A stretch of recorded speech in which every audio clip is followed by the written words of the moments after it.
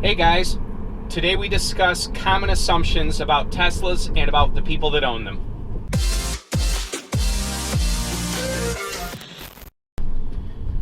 Since owning this car, I've had a number of people make assumptions about myself and about the car, and some of these are legitimate assumptions, and some aren't. I'd say the most common assumption that I hear that I've run across is that you're very wealthy if you own a Tesla. I've talked about this before in other videos, and though I would say that you need to be in the middle class, middle to upper middle class, really to afford even a Model 3 currently, you don't have to be a millionaire, but you do need to be, I don't know, financially set, I guess you'd say, or secure. So, but the assumption is that you're very wealthy, that you're a millionaire if you own a Tesla. So that's one assumption. Second assumption about being a Tesla owner is that you are an environmentalist, or at least very much leaning on the liberal side. I don't want to get too deep into it, but I'm sort of a moderate, I guess you'd say.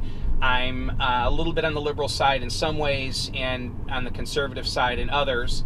And but that's a different topic altogether. But people tend to assume that you're very, very liberal, which I find strange because I know a number of liberals that have Teslas and conservatives.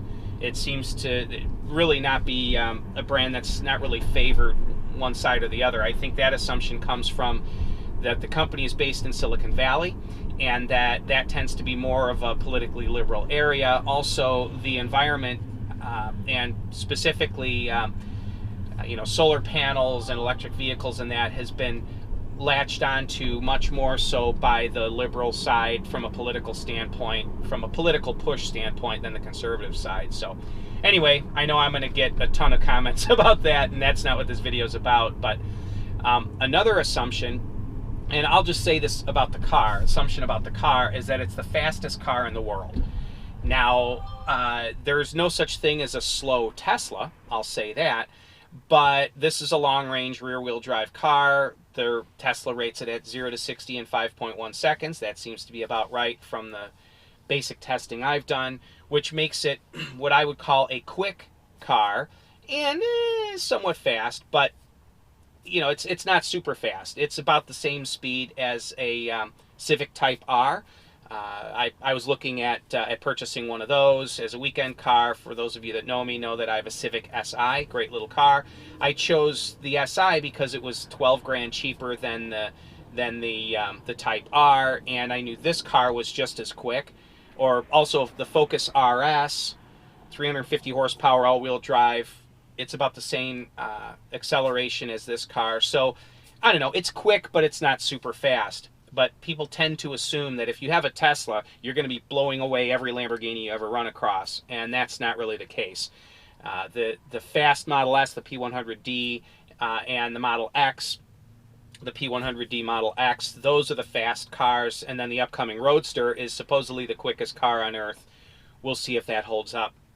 Anyway, so that's another assumption. So another assumption is that a Tesla is a very complicated car, and you need to know a huge amount in order to own and drive one. That it's complicated to charge, that it's complicated to use, there's a steep learning curve, and there's really not. It's like any other car. When we bought our Fords that we've got, our Honda, same learning curve. Each car, anytime you buy a new car, there are going to be things you need to learn. And so, same with this car. Another assumption is that you can't travel with it. Again, totally not the case at all. The supercharger network is wonderful. We've traveled out of state a couple of times with the car. It does take more time than gassing up. I mean, I'm not going to lie to you. But you know what? It's not a big deal. It works just fine. And the money that you save using this car for travel versus a gas car is worth it. I'd say the only time that we would choose a gas car for traveling is, well, if time is really hypercritical, or if we're caravanning with other cars and they need to stop stop for gas, we need to stop to charge, we may as well just grab one of our normal cars so we can all stop at the same gas stations and, you know, keep in a rhythm while we travel. So that's another assumption. Another assumption is that you're going to need a $30,000 battery after 100,000 miles. And I'm not saying that's never happened to anyone, but if you look at the longevity curve of the Model S, which has cells that are a lower standard than the 2170 cells in the Model 3, those cars, there are taxi companies that have had Model S's for over 300,000 miles and still have well over 90% of their range, their rated range left. So that's an incorrect assumption that the battery is going to wear out right away.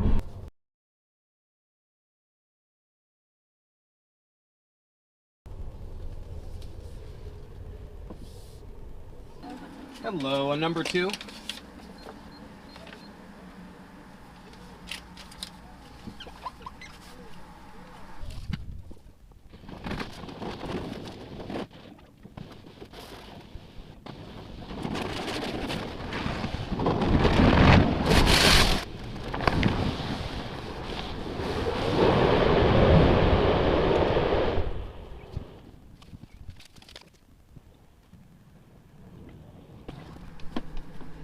Thank you, guys. Have a good day. You too. Bye-bye now. Let's get back to it. Another assumption is that, and I've run into this recently because of being bumped into by a couple people on the road, another assumption is that body shops can't work on Teslas. You have to bring it to Tesla directly. Now, that assumption comes from some degree of truth, and that is that Model S's are all aluminum. The body's all aluminum, the chassis is all aluminum. There's only a few steel structural parts in the car, but for the most part, it's an all aluminum car. And it is true that only specialty shops that fix aluminum cars should fix a Model S. But more and more shops can fix aluminum cars because they're becoming more common. And in fact, the Ford F-150 has an aluminum body and has had an aluminum body for several years now.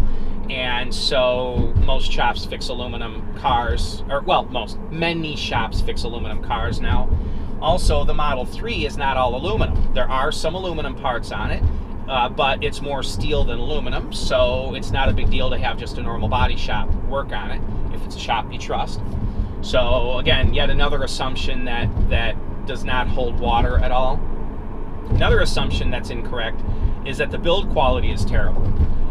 Some of the early Teslas had some build quality issues, and early Model 3s, very early Model 3s, like that first handful they delivered at the delivery event, yeah, those had some body gap and fitment issues and that.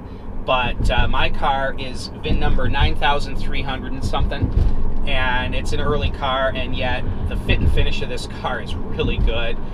The doors open and close nicely, the windows work well, the trunk and front lids open and close. For those of you that don't know, the frunk is the front trunk. So I've had a few people comment when I use the word frunk thinking that I'm saying something else. That is the front trunk on a Tesla. But that frunk and the trunk lids work fine. All the interior panels are lined up well. I mean, the fit and finish on my car is great. So that's another assumption that's incorrect. Let's see here. Another assumption would be that that the range is nowhere near what Tesla tells you. No, that's the range that this car is rated at 310 miles of range on a full charge. That's based on a 225 watt-hour per mile consumption. And I can tell you that if the weather is nice, like during the summer, and you're not on the expressway and not using air conditioning, you're going to be at 200 watt-hours per mile or so. Right now, it's winter, so the range is lower. I'm using the heat, and I'm at 246 watt-hours per mile, but I'm not on the expressway. Driving on the expressway really, really kills the range. And anyway, if you're going to be using the car either a lot on the expressway, or if you're using the heat or air conditioning a lot, that 310 mile range might be more like 275 or 280 or something like that. So, but the assumption is that Tesla is bloating the efficiency numbers. No, no, no. They're EPA ratings. That's what the car's rated at. Can you get better than that? Oh, yeah. Oh, yeah. I've seen well under 200 watt hours per mile, which would give me like a 340 mile range. But I've seen 330 watt hours per mile going 80 on the expressway with the air conditioning cranked in the rain, where it was more like 225, 230 miles of range, something like that. So, but there's an assumption that I've run across that Teslas don't get anywhere near the rated range ever, and that's just not the case. Last assumption that I'll share is that people tend to assume that owning a Tesla is extremely different from any other car. And I will say that that assumption is 100% true. But it's true in an unusual way. And what I mean by that is most people that have that assumption assume that they're difficult to own. They're not.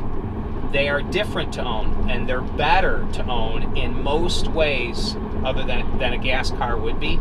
The only exception to that is if you're low on a charge and you're nowhere near a quick charging station, it's a gas car. You can stop at a corner gas station and gas up quickly. I would say that's the only benefit a gas car has over this thing. But that's rarely going to happen. This thing has such long range. I plug it in the evening, and I have enough range to get me through an entire day, and I drive a lot. So if you're running out of charge, you're either doing poor planning or you're way outside the box in usage. So, but every other category, I mean, comfort, usability, reliability, features, I mean, it's just, the torque, the instant acceleration, this thing is second to none. So, anyway, so that's it for today's video, guys. Go ahead and give me a thumbs up. Subscribe if you haven't done so already. And as always, if you're buying a new Tesla, go ahead and use my referral code. There'll be a link in the description below. So anyway, thanks, guys. Have a great day.